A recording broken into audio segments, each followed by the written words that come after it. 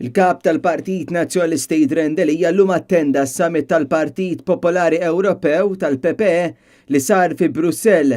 Dan kien summit importanti ħafna l-PPE fejn saret diskussjoni dwar il-proċess li determina min se jkun il-President il-ġdid tal-Kummissjoni Ewropea fid-dawl tal-elezzjonijiet tal-Parlament Ewropew. Jidher Delija qal li bħal dejjem il-pożizzjoni tal-Partit Nazzjonalista hija dik li nħarsu l-interessi ta' Malta.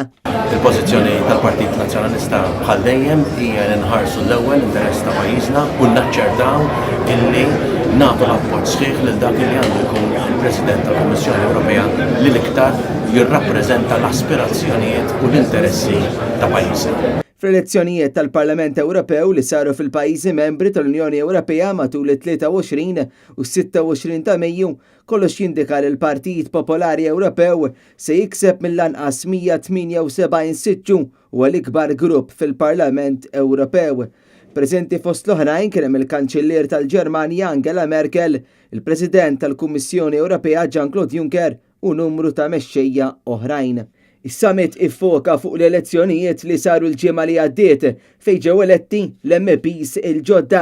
Fil-fatt il-mexxejja tal-Unjoni Ewropea diġà bdew in-negozjati dwar min se jassumi l-karigi ewlenin ta' tmexxija tal-Unjoni Ewropea għal 5 snin li ġejjin, dan wara li l-elezzjonijiet tal-ġimgħa l-oħra li kkonfermaw kisbiet tal-liberali u l-Ewroċettiċi għalkemm il-Partit Popolari Ewropew jibqa' l-akbar grupp politiku.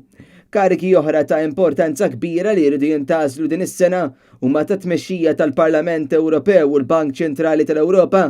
Jridu jintgħażlu wkoll uffiċjali li jieħdu ħsieb il-politika barranija tal-Unjoni Ewropea u l-kap tal-Kunsill Ewropew li jlaqqa lill-mexxejja ta' 28 stat membri tal-Unjoni Ewropea. In-negozjati mistennija jdumu diversi ġimgħat u f'każ li t-taħdidiet jieħdu fit-tul iżejjed, l-Unjoni Ewropea tkun qed tissogra sitwazzjoni ta' staġnar istituzzjonali bil-konsegwenza li ma tkunx tista' tieħu numru ta' deċiżjonijiet politiċi importanti.